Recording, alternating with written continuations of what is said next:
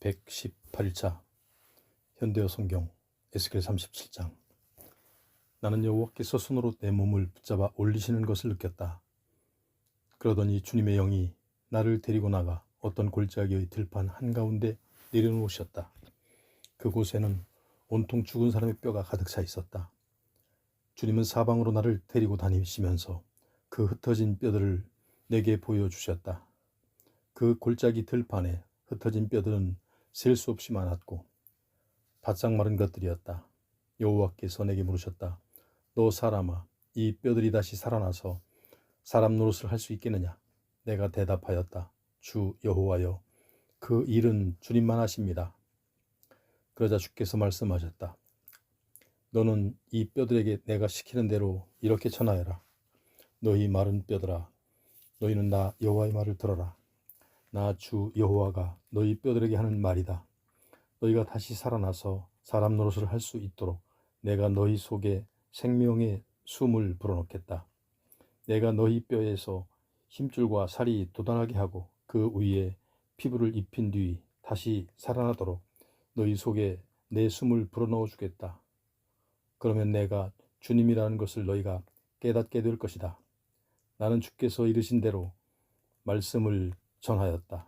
그런데 내가 말씀을 전하는 동안에 이미 어떤 소리가 내게 들려왔다. 그것은 바로 뼈들이 본래의 모습대로 연결되면서 들려오는 소리였다. 나는 그 마른 뼈들 위에 힘줄과 살이 돋고 그 위에 피부가 생기는 것을 보았다. 그러나 그들 속에 아직 생기를 느낄 수는 없었다. 그때 주 여호와께서 내게 말씀하셨다. 너 사람아, 생명의 영을 불러오너라. 내 이름으로 생명의 영에게 명령하여 생명의 영이 사방에서 이 전사한 사람들에게로 불어와서 그들을 다시 살려내게 하여라. 그래서 내가 주께서 명령하신 대로 말씀을 전하였더니 그들이 숨을 쉬기 시작하며 다시 살아나서 모두 제발로 일어섰다. 그들은 엄청나게 많은 수의 군인들이었다. 여호와께서 내게 말씀하셨다. 너 사람아, 이스라엘 백성이 바로 이 뼈들과 마찬가지이다. 그들은 지금 우리에게는 생명력이 다 말라버리고 희망도 사라져버렸다. 우리에게는 아무런 미래가 없다 하고 탄식한다. 그러므로 너는 그들에게 이렇게 전하여라. 너희는 나 주 여호와가 하는 말을 똑똑히 들어라. 내가 직접 너희 무덤들을 열고 너희를 내 백성으로 데리고 나와 몸소 이스라엘 땅으로 데리고 들어가겠다. 내가 너희 무덤들을 열고 이렇게 너희를 무덤 속에서 데려다가 내 백성으로 삼으면 그제서야 내가 여호와인 줄을 너희가 깨닫게 될 것이다. 내가 너희에게 내 영을 불어넣어 다시 살려놓고 몸소 다시 너희 땅으로 데려가면 그제서야 나 여호와가 말한 것을 그대로 이룬다는 것을 너희가 깨닫게 될 것이다. 나 여호와가 하는 말이다. 여호와께서 내게 또 말씀하셨다. 너 사람아, 막대기 하나를 가져다가 그 위에 유다와 그 나라에 소속된 이스라엘 자손들에게라고 쓰거라. 그런 다음에 또 다른 막대기 하나를 가져다가 그 위에는 요셉과 나머지 이스라엘 족속들에게라고 쓰거라.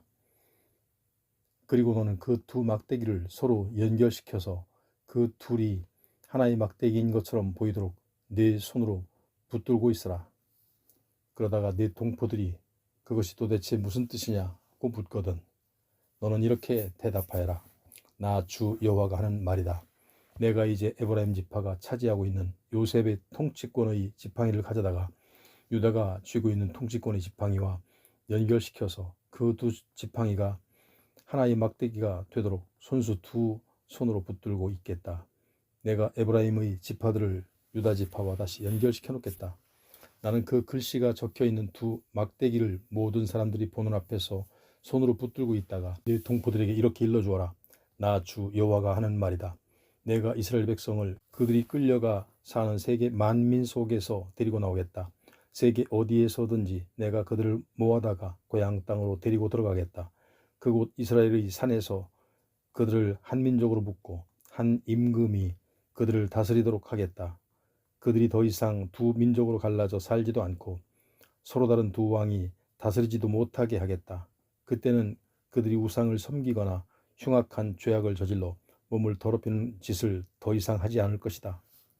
내가 손수 그들을 죄악에서 해방시키고 다시 깨끗하게 씻어주고 방황하는 곳에서 다시 고국으로 데려오면 그때 그들은 내 백성이 되고 나는 그들의 하나님이 될 것이다.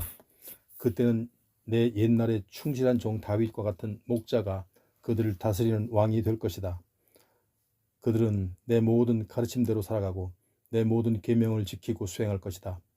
그때는 내가 옛날에 내 종 야곱에게 주었고 그들의 조상들이 살았던 땅에서 그들이 다시 살게 될 것이다. 그곳에서 그들과 후손들이 영구히 살 것이다. 그때 그들을 다스릴 왕은 언제나 옛날에 내 종 다윗과 같이 좋은 목자가 될 것이다. 나는 그들과 영원히 변하지 않는 계약을 맺고 평화와 행복을 보장해 주겠다. 내 성전도 영구히 그들의 한가운데 서 있을 것이다. 그들이 바로 내 성전이 되어 내가 그들에게서 살면 내가 그들의 하나님이 되고 그들은 내 백성이 될 것이다. 세계 만민이 그것을 보고서 내 성전이 영구히 그들의 한가운데 있다는 것을 알게 될 것이다. 그리고 내가 세계 만민 가운데서 이스라엘을 선택하여 내 거룩한 백성으로 삼은 여호와인 줄을 깨닫게 될 것이다. 38장. 여호와께서 또 내게 말씀하셨다. 너 사람아, 너는 마곡 땅 쪽을 바라보면서 메색과 두발 족속의 수령 고개에게 이렇게 심판의 말을 전하여라. 나 주 여호와가 하는 말이다. 너 메색과 두발의 수령아, 내가 너를 굴복시키지 않고 그냥 둘 줄 아느냐? 내가 너를 죽을 곳으로 끌어내지 않을 듯 싶으냐? 내가 갈고리로 내 턱을 꿰어 끌어내겠다. 너뿐 아니라 길고 둥근 방패와 칼로 완전 무장을 한 내 어마어마한 부대의 기병들도 함께 끌어내겠다.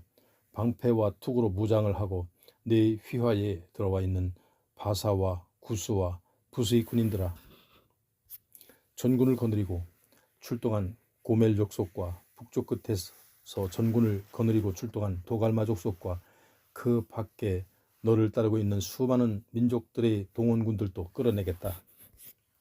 너는 네 휘하에 들어온 천하의 병력들을 거느리고 완전 무장을 한 채 내 명령이 떨어지기를 기다리고 있어라. 여러 해가 흐른 다음에 내가 너를 데려다가 이스라엘 땅으로 불러들이겠다. 그 땅은 전쟁으로 황폐하게 되어 오랫동안 인적이 끊어졌던 곳이다. 그러나 이미 세계 만민 중에 흩어졌던 그 땅의 주민들을 내가 다시 그곳으로 데려다 놓고 고국에 돌아온 그들이 걱정 없이 평화롭게 살고 있을 때 네가 폭풍우처럼 그들을 덮치게 될 것이다. 너와 네 상비군 전체와 네가 동원한 온 세상의 연합군들이 먹구름처럼 그 땅을 덮고 홍수처럼 밀려들 것이다. 그때가 되면 갑자기 내 마음에 온갖 망상이 가득 차 마침내 흉악한 계획을 세우고 기뻐하며 말할 것이다. 아무런 방비가 없는 저 나라를 쳐들어가야겠다. 사람들이 걱정 없이 태평스럽게 살고 있는 저 성읍에는 어디에나 성벽도 성문도 없지 않은가. 오랫동안 다른 성벽 백성들 틈에 흩어져 살다가 제 땅으로 돌아와 이제는 무너진 성읍들을 다시 고치고 부자가 된 저들을 습격해야겠다.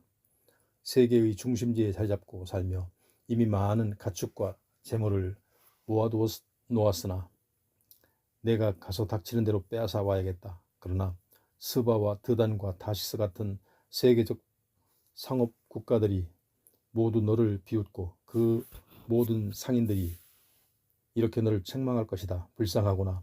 네가 전리품에나 정신이 팔려 있구나. 네가 도둑질하고 리나 하고 금은이나 약탈하는 대군을 일으켰구나. 네가 가축과 재산을 몰수해 가려고 연합군을 동원하였느냐. 너 사람아, 너는 내가 고객에게 내일 형벌의 말을 이렇게 전하여라. 나 주 여호와가 하는 말이다. 언젠가 내 백성이 이스라엘이 걱정 없이 평화롭게 사는 때가 오면 네가 북쪽 끝에 내 땅에서 일어나 그 땅으로 쳐들어가게 될 것이다. 네가 동원한 각국의 연합군을 이끌고 군마를 몰고 침공할 것이다. 어마어마한 대군을 거느리고 내 백성 이스라엘을 치러 가서 그 온 땅을 구름처럼 뒤덮을 것이다. 그 먼 훗날 내가 직접 너를 끌어들여 네 땅을 치도록 하겠다. 그러면 내가 너 고객에 내 능력을 어떻게 보여주는지 온 세계가 똑똑히 볼 것이다. 나는 이렇게 내가 세계의 주인이라는 것을 세계 만민에게 보여줄 작정이다. 나 주 여호와가 말한다. 고가 내가 옛날에 내 종 이스라엘의 예언자들을 시켜서 일해 두었던 자가 바로 너다. 나는 이미 옛날에 그들을 시켜서 네가 나올 것을 알려주었다. 내가 너를 보내어 이스라엘을 침공하도록 할 것이라고 예언하게 하였다. 나 주 여호와가 말한다. 그러나 곡이 이스라엘 땅으로 들어오는 날에는 내 치솟는 분노를 걷잡지 못할 것이다. 내가 질투와 분노에 가득 차서 맹세하지만 그날 이스라엘 땅에서 무서운 지진이 일어나 모든 사람과 짐승과 심지어 공중의 새들과 바다의 물고기들도 내가 무서워서 떨 것이다. 산들은 폭파되어 산산조각이 나고 바위들은 언덕으로 굴러내리며 모든 성벽과 담들을 무너져 내릴 것이다. 바로 그런 순간에 내가 무서운 재앙을 불러들여 곡을 치겠다.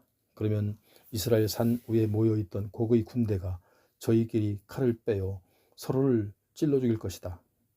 그렇더라도 나는 또 전염병을 보내어 더 무서운 유혈 참극을 일으켜 놓아 철저히 곡을 심판하고 천지를 휩쓸어갈 듯한 엄청난 폭우와 돌덩이 같은 우박과 불과 유황을 계속 퍼부어 곡과 그의 군대와 각국에서 동원된 연합군들을 모조리 죽여 없애겠다.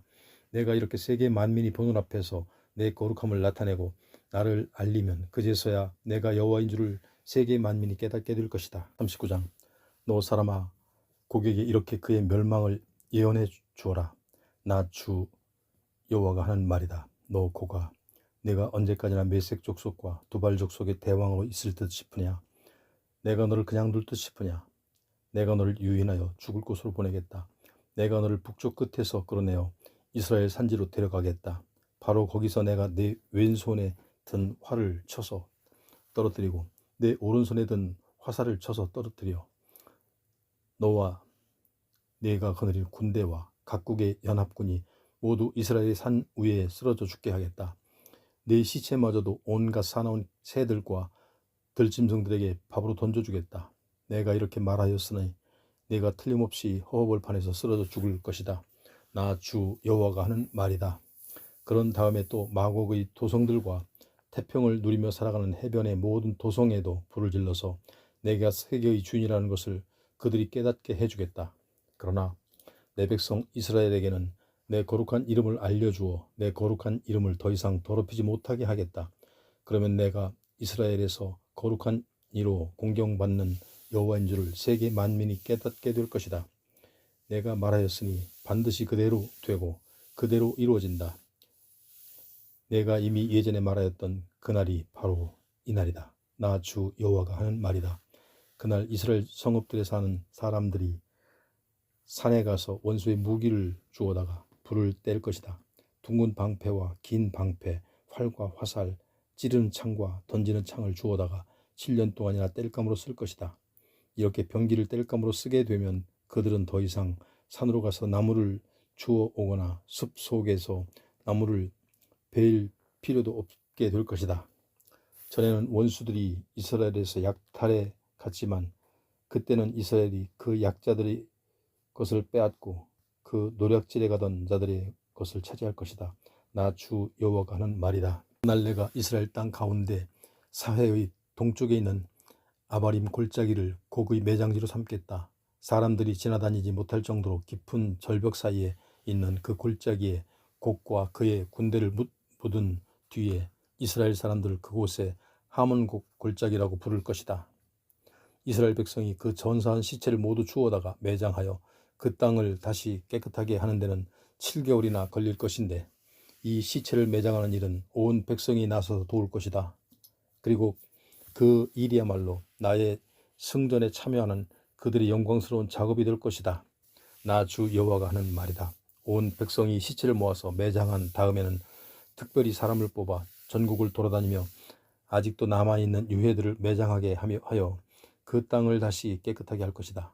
7개월이 지난 다음에 이 사람들이 전국토를 샅샅이 뒤지며 살피게 하되 그들이 전국을 돌아다니다가 그 중 누구라도 유해를 발견하면 그것을 발견한 사람이 그 자리에 표지판을 세워두고 장례반이 와서 그것을 가져다가 하몬곡 골짜기에 매장하게 할 것이다. 그리고 그 무덤의 골짜기에서 가장 가까운 성읍이나 고구의 군대가 전멸당하게 될 곳의 성읍도 하몬이라는 이름으로 불리게 될 것이다. 이스라엘 백성이 이렇게 그 땅을 깨끗하게 할 것이다. 너 사람아, 나 주 여호와가 말한다. 너는 온갖 새들과 들짐승들을 향해 이렇게 말하여라. 사방에서 몰려들어라. 이스라엘의 산 위로 몰려들어라. 큰 잔치를 준비해 놓고 너희를 초대한다. 내가 너희를 위해 온 세상의 희생 제물들을 이스라엘의 산 위에 준비하였으니 와서 원하는 대로 고기도 먹고 피도 마셔라. 용감하기 이를 데 없는 군인들의 살을 먹고 세상에서 더없이 고귀한 왕들의 피를 마셔라. 내가 너희를 위하여 마련한 희생 제물은 비옥한 바산의 목장에서 살지게 먹인 순양과 순념소와 황소들의 못지않다. 내가 너희에게 먹이려고 이렇게 많은 희생제물을 준비하였으니 어서 이 잔치상 앞으로 몰려들어 기름도 배불리 먹고 피도 취하도록 마셔라. 내 식탁에 와서 군마와 기병과 용사와 온갖 부류의 군인들의 살코기를 배불리 뜯어먹어라. 나 주 여호와가 하는 말이다. 내가 강대국인 마곡과 그 왕인 곡을 이렇게 심판하고 그에게 내린 벌을 집행하면 세계 만민이 나의 권능과 영광을 똑똑히 볼 것이다. 그때는 이스라엘 백성이 나 여호와가 그들이 하나님인 줄을 깨달아 그 뒤로 다시는 이 사실을 잊어버리지 않을 것이다. 또한 이스라엘 백성이 포로로 잡혀간 것은 그들이 저지른 죄 때문이라는 것을 세계 만민이 알게 될 것이다. 그들이 나를 배반하였기 때문에 나도 그들에게 얼굴을 돌리고 떠나서 그들이 모조리 칼에 찔려 죽도록 원수들이 손에 넘겨주고 그들이 더러움과 범죄에 대한 죗값을 치르도록 내버려두며 내 얼굴을 그들에게서 돌려버렸다. 그러나 이제는 내가 포로로 잡혀갔던 야곱의 후손들을 다시 돌아오게 하겠다. 온 이스라엘 백성을 불쌍히 여기고 내 거룩한 이름이 더 이상 더럽혀지지 않도록 온 힘을 다 쏟겠다. 그리하여 그들이 고국 산천으로 돌아와 아무에게도 위협을 당하지 않고 평안을 누리며 살게 되며 과거에 저지르던 부끄러운 짓들에서 모두 벗어나 그토록 내게 반항과 범죄를 일삼던 일을 더 이상 되풀이하지 않을 것이다. 내가 이처럼 이스라엘 백성을 세계 만민 속에서 다시 데려오고 모든 원수들의 더러운 땅에서 그들을 데려다가 고향에 모아놓고 세계 만민이 보는 앞에서 이스라엘을 내 백성으로 선택한 하나님으로 나타나면 이스라엘 백성도 과거의 부끄러운 죄를 모두 뉘우칠 것이다. 내가 전에는 그들을 고향 땅에서 내쫓아 세계 만방에 흩어놓았으나 이제는 그들을 다시 한데 모으겠다.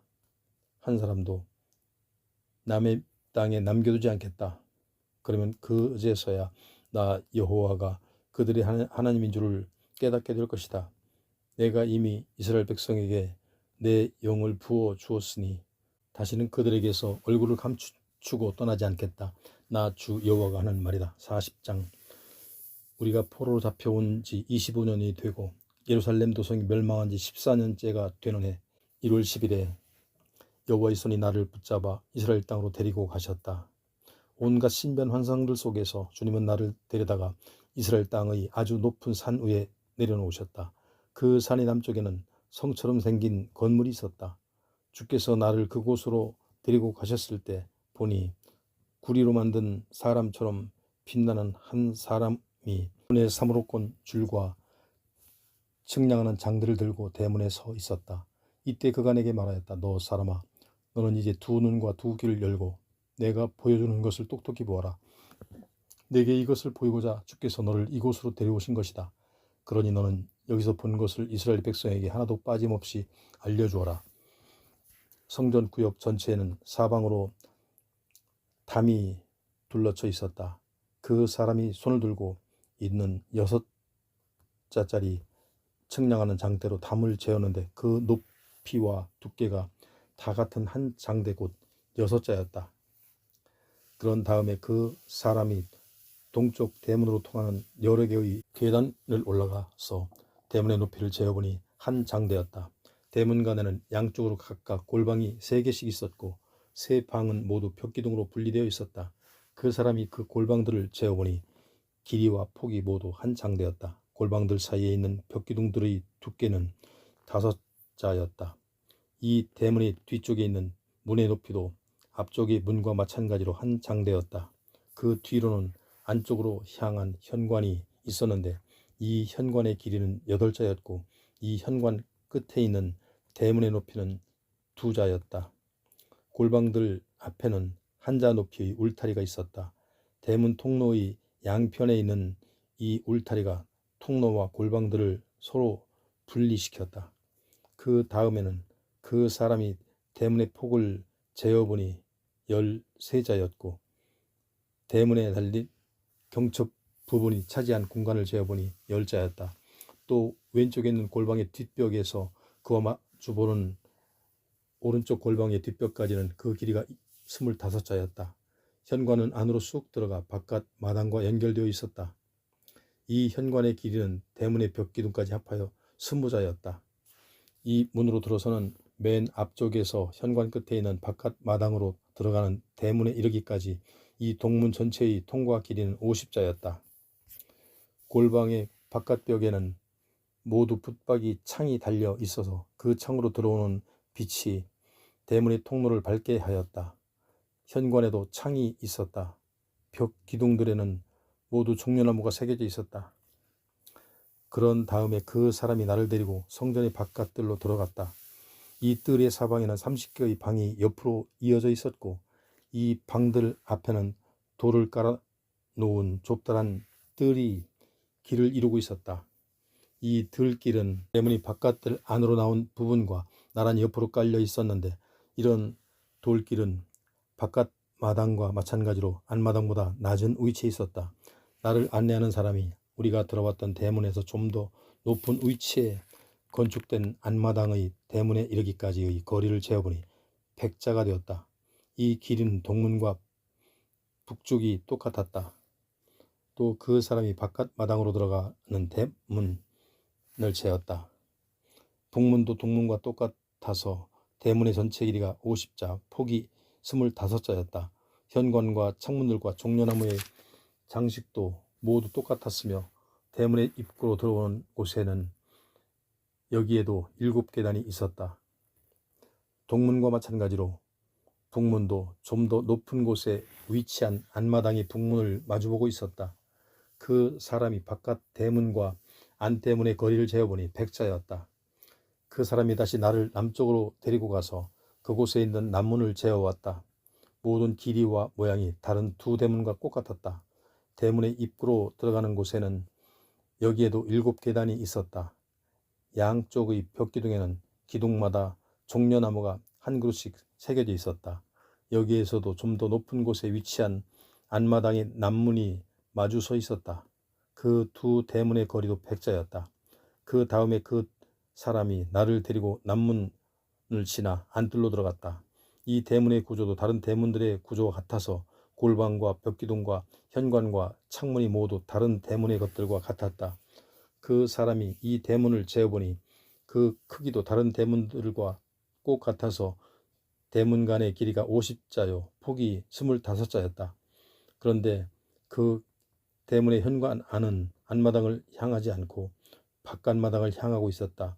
벽기둥에는 종려나무가 한 그루씩 새겨져 있었고 대문의 입구로 오르는 곳에는 8계단이 있었다. 그 다음에 그 사람이 나를 데리고 동문으로 가서 재어보고 또 북문으로 가서 재어보았다. 이 두 대문의 구조가 크기가 모두 남문과 똑같았다.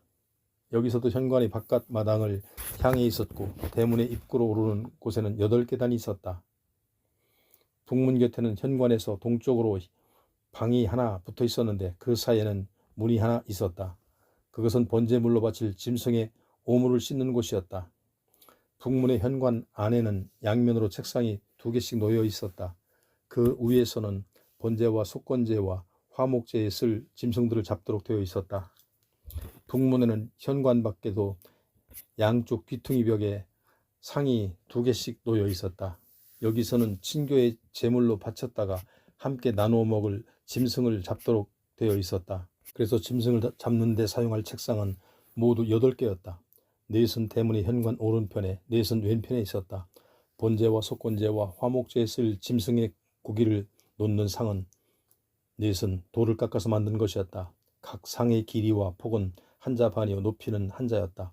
이 현관의 내부에는 너비가 손바닥만한 선반이 부착되어 있었는데 그 위에는 제물에 쓸 짐승을 잡는 데 필요한 연장들을 올려놓았다. 그러나 모든 상 위에는 제물로 바치는 짐승의 고기만을 올려놓았다. 북문과 남문 곁에는 방이 하나씩 있었는데 각각 안마당으로 통하게 되어 있었고 북문의 방은 남문을 바라보고 남쪽의 방은 북쪽을 바라보았다. 나를 안내하던 사람이 설명해 주었다. 남쪽을 향해 있는 방은 성전에서 일꾼 노릇을 하는 제사장들이 쓰는 것이다. 그리고 북문을 향한 방은 제단을 맡아서 섬기는 제사장들이 쓰는 방인데 이 두 번째 제사장들은 레위 자손들 가운데서 여호와 앞으로 가까이 나아가 섬길 수 있는 사독의 자손들이었다. 이제까지 내게 성수를 보여주던 그 사람이 이번에는 안마당을 재어보니 그 길이와 폭이 다 백자였다. 이 정사각형의 한가운데는 성전을 향한 제단이 있었다. 그 다음에는 그 사람이 나를 데리고 성전의 현관으로 들어가서 재어보니 현관으로 들어가는 대문의 쪽은 14자였고 대문 좌우의 벽 길이는 5자씩이었다. 또 벽의 두께는 3자였다. 현관의 폭은 20자였고 길이는 11자였다. 이 현관으로 들어가는 입구에는 10계단이 있었고 현관의 벽기둥 앞에는 좌우로 기둥이 하나씩 서 있었다. 41장. 그 다음에 그 사람이 나를 데리고 성전의 내부로 들어가서 재어보았다. 성전으로 들어가는 대문의 폭은 10자였다. 문 옆의 사이벽 길이는 좌우로 똑같이 5자였고 그 두께는 6자였다.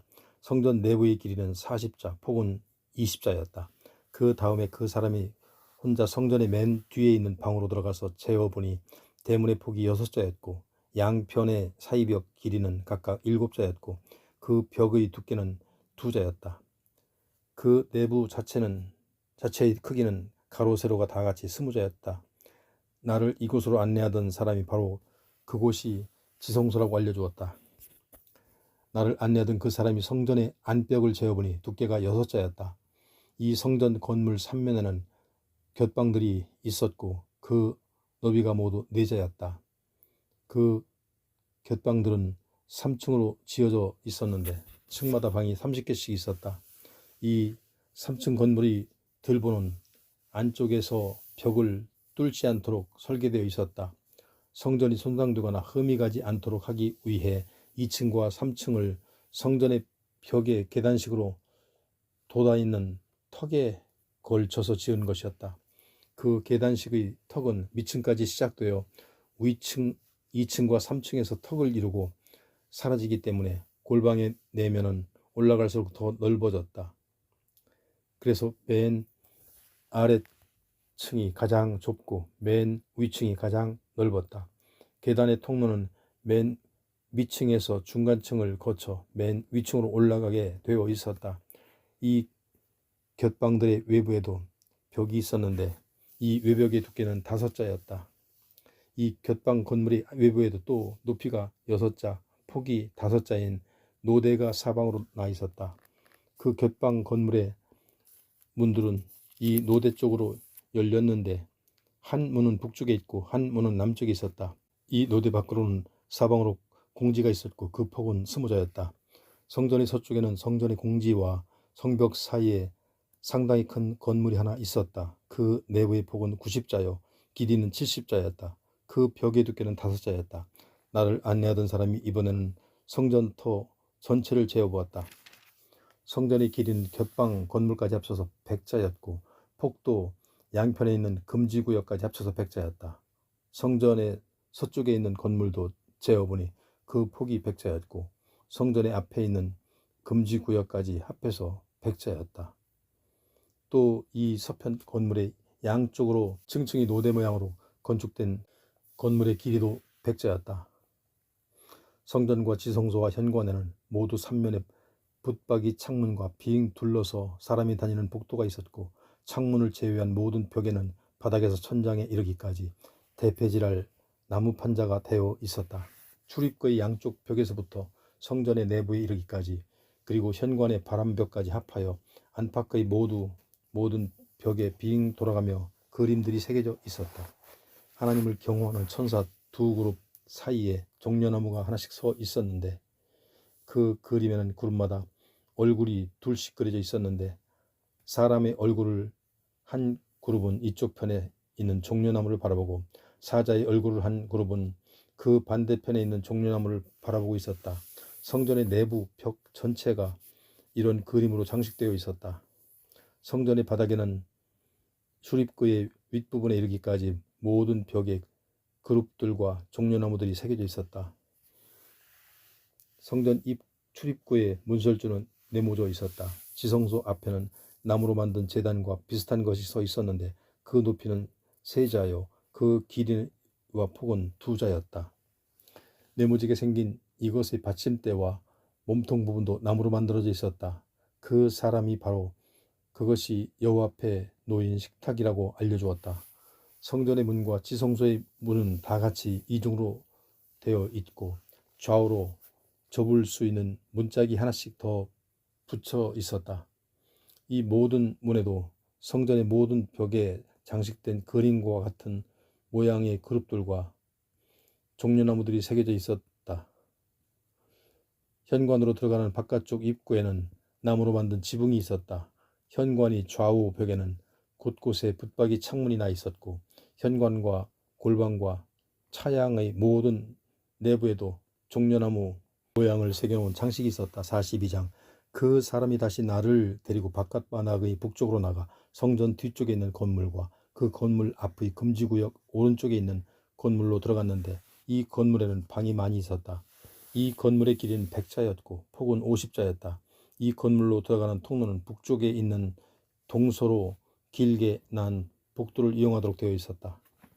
노대 형식으로 층층이 올라가는 2, 3층 건물의 한쪽은 성전 뒤쪽의 금지구역을 향하고 다른 한쪽은 돌을 깐 바깥 마당의 뜰을 향하고 있었다. 건물 북쪽에는 길이가 100자요 폭이 10자인 통로가 있었는데 건물로 들어오는 입구도 이 통로와 연결되어 있었다. 이 건물의 서쪽에도 그와 똑같은 통로가 있었다. 이 건물의 노대 형식으로 건설된 것이기 때문에 층층이 올라가도록 폭이 좁아졌다. 이 건물에는 바깥 마당을 빙 둘러싸고 있는 행랑들처럼 지붕을 댄 복도가 없었다. 이 건물의 북쪽에는 통로와 바깥 마당 사이에 담이 하나 있었다. 이 담은 바깥 마당 안으로 들어간 길이가 50자요. 이 담이 서쪽으로 성소의 큰 담에 이르기까지 계속되다가 여기서 다른 건물의 벽과 맞 이어져 있는 길이도 50자였으므로 전체 길이가 100자나 되었다. 바깥 마당에서 이 건물 안으로 들어가는 출입구는 이 건물의 동쪽 끝 오른쪽에만 있었다. 성전의 서쪽 건물 남쪽에도 이와 똑같은 건물 한 채가 성전의 바깥 마당에 있는 큰 담에 잇대어 지어져 있었다. 이 건물의 앞뒤에는 길이가 100자 되는 통로가 있었고 건물 구조 역시 북쪽에 마주선 건물과 같았다. 출입구도 마찬가지였다. 바깥 마당에는 이 건물 안으로 들어가려면 동쪽 끝에서부터 보호벽을 갖춘 통로를 이용하여 각 층의 방으로 들어갈 수가 있었다. 나를 안내하던 사람이 내게 알려주었다. 성전 뒤에 있는 금지 구역으로 격리된 이 두 건물의 모든 방들은 여호와께 가까이 나아가 섬길 수 있도록 제사장들만 드나들 수 있는 거룩한 곳이요 제사장들은 여기서 희생제물로 바친 거룩한 제물들 가운데 특별히 거룩한 제물을 먹도록 되어 있다. 모든 종류의 곡식제물과 속죄제물과 화목제물 중에서 제사장들의 몫이 되는 부분은 특별히 거룩하기 때문에 그것도 모두 이곳에 가져다 주어야 한다. 여기는 거룩한 곳이기 때문이다. 제사장들은 성전에서 직무를 수행한 뒤에 그대로 직접 바깥 마당에 있는 다른 사람들에게로 나아가서는 안 된다. 그들은 먼저 성전에 들어가 여호와를 섬겼던 예복을 이 건물에 있는 방으로 들어와 벗어놓고 나와야 한다. 이때 다른 사람은 함부로 이 예복에 손을 대서는 안 된다. 제사장들은 이렇게 예복을 벗어놓고 정복을 입은 다음에 비로소 일반인들이 있는 곳으로 나가야 한다. 나를 안내하던 사람이 마침내 성전과 현관의 안팎을 모두 잰 다음에 나를 버리고 동문을 통과하여 밖으로 나와서 성소의 외곽 전역을 재었다. 성전의 구역은 사면이 똑같은 담으로 둘러싸여 있었는데 그가 들고 다니던 장대로 맨 먼저 동쪽 담을 재어보니 그 길이가 500자였다. 북쪽 담도 500자이고 남쪽 담도 500자, 서쪽 담도 500자였다. 성전 구역이 이 네모 반듯한 총 2000자에 이르는 담이 거룩한 장소와 세속의 땅을 갈라놓는 벽이 되었다.